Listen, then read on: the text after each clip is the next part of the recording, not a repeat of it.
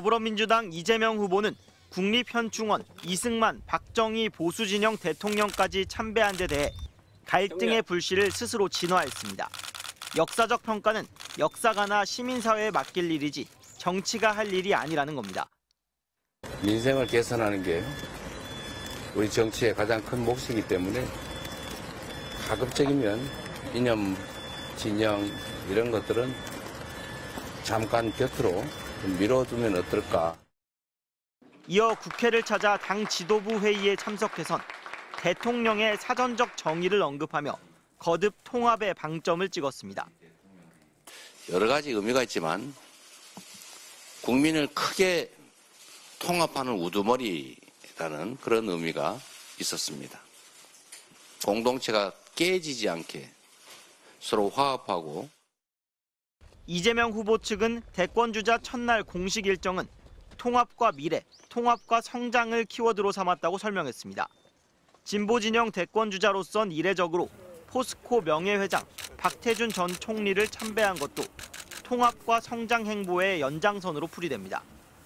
이른바 DJP 연합으로 탄생한 김대중 정부의 국무총리를 지낸 박 전 총리는 국민 통합의 상징으로 여겨지기 때문입니다. DJP 연합의 그야말로 일종의 진보 보수 연합 정권이었죠. 통합 정권의 일종의 옥동자 아니었겠냐. 박 전 총리는 동시에 포스코 회장으로서 당시 먹거리인 제철업을 일으켜 산업화 기틀을 마련했다는 평가도 받고 있습니다. 이 후보가 참배 뒤 미래의 먹거리인 AI와 반도체 현장을 찾아간 일정만으로도 통합과 성장 두 메시지를 담았다는 겁니다. 이 후보는 당 후보 선출 수락 연설에서 통합을 14번 언급했지만 윤석열 이름은 한 번도 언급하지 않았습니다. 보수 논객인 정규재 전 한국경제신문 주필은 나라 사정이 급해 이제 통합하고 앞으로 가자고 말하고 있다며 환영했습니다. 반면 진보당은 이승만, 박정희를 참배한다고 국민 통합은 이뤄지지 않는다고 비판했습니다. MBC 뉴스 김상훈입니다. 이재명 더불어민주당 전 대표가 보수진영 원로 논객들과 만나 우리 국민이 더 분열로 가면 안 된다며 대통령에 당선되면 일체의 이념 문제는 다루지 않겠다는 입장을 밝힌 것으로 알려졌습니다. 정규재 전 한국경제주필은 자신의 유튜브 채널 영상에서 지난 21일 서울 모처에서 조갑재 전 월간조선 대표와 함께 이 전 대표와 만찬을 했다며 이같이 전했습니다. 먹고 살기도 바쁜데 무슨 이념 타령 같은 거 할 형편도 아니고 무슨 먹고 살고 봐야지요. 이렇게. 그래서 친일파 이런 문제, 과거사 문제 모두 덮으려고 한다. 정 전 주필은 우리나라 보역 간의 격돌이라는 게 과거사 문제에서부터 시작된다. 이건 깜짝 놀랄 만한 얘기라며 이재명의 고민이 꽤 중앙선 가까이 왔다는 걸 느낄 수 있었다고 평가했습니다.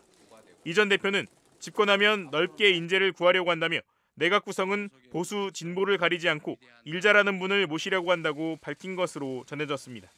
또 비상계엄 사태에 대해선 김건희를 보호하려고 모든 것을 틀어막은 정권인 만큼 어느 정도 예상했다며 이제는 윤 전 대통령을 분노의 대상으로 보지 않는다고 말했습니다. 윤석열의 케이스도 그냥 윤석열이라는 어떤 인간으로 안 보고 자연물로 본다. 뭐 강이 있으면 강, 하천이 있으면 하천, 뭐 그런 자연물이라고 그냥 생각한다. 그냥 피해가고 돌아가고. 이 전 대표는 국회 운영과 관련해 누가 뭐래도 대화를 통해 이를 풀어나가야 하는데 국민의힘 상황이 안정되지 않고 있다고 토로하기도 한 것으로 알려졌습니다. 권성동 의원에게 형 동생하는 사이인데 전화를 해도 자기 전화도 안 받는다. 그래서 국힘당이 뭐 정상화돼야 하는데 뭐 참 큰일입니다. 이런 얘기를. 조갑재 대표도 오늘 CBS 라디오 인터뷰에서 이 전 대표를 만난 사실을 전하면서 직접 보니 쾌활해 보였다며 세종시 수도 이전과 관련해 물었는데 헌법을 고쳐가며 세종시로 옮기는 것은 상당히 부담스럽게 생각하는 것 같았다고 전했습니다. 더불어민주당 이재명 대표가 보수진영 정치 원로인 윤여준 전 장관을 만났습니다. 김종인 전 국민의힘 비대위원장과 이상돈 명예교수를 만난 데 이어 세 번째 외연 확장 행보입니다. 윤 전 장관은 국제정세와 경제가 국민적 역량을 모아도 헤쳐나가기 어려운 상황인데 국가적 리더십이 흔들린다며 윤석열 대통령을 언급했습니다. 더군다나 대통령이 저렇게 국민 신뢰도가 낮으니까 국정의 최고 책임자가 저러면 무슨 정책을 펴도 효과가 안 나요. 윤 전 장관이 원내 다수당 대표로서 역할을 당부하자 이 대표는 정부 여당과 대화에 나서겠다고 화답했습니다. 사실 이렇게 어려울 때일수록 얘기를 해야 되거든요.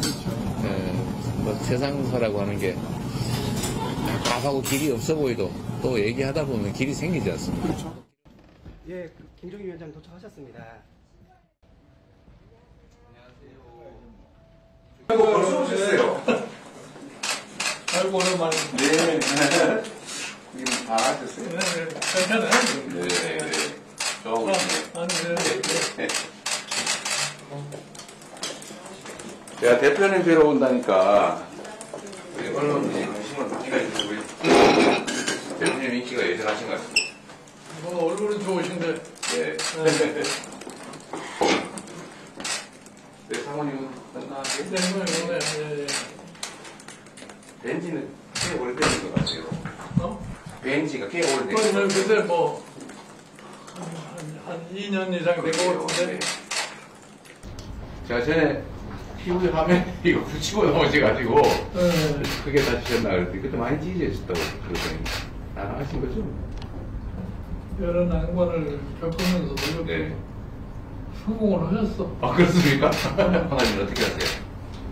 나는 별로 특별하게 건강관리 네. 하는 게 없어요. 그냥 가끔가다 걷기나 마음이 편하면은 건강해지는 건데 네.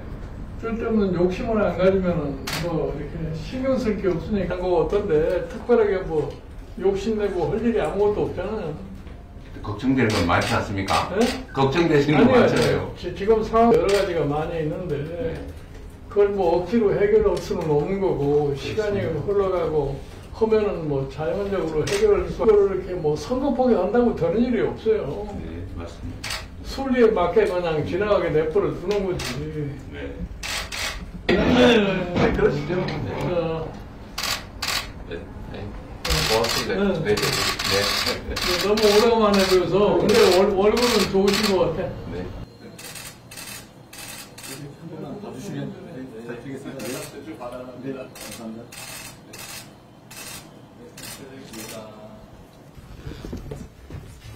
좀 이따 가시겠다던데요?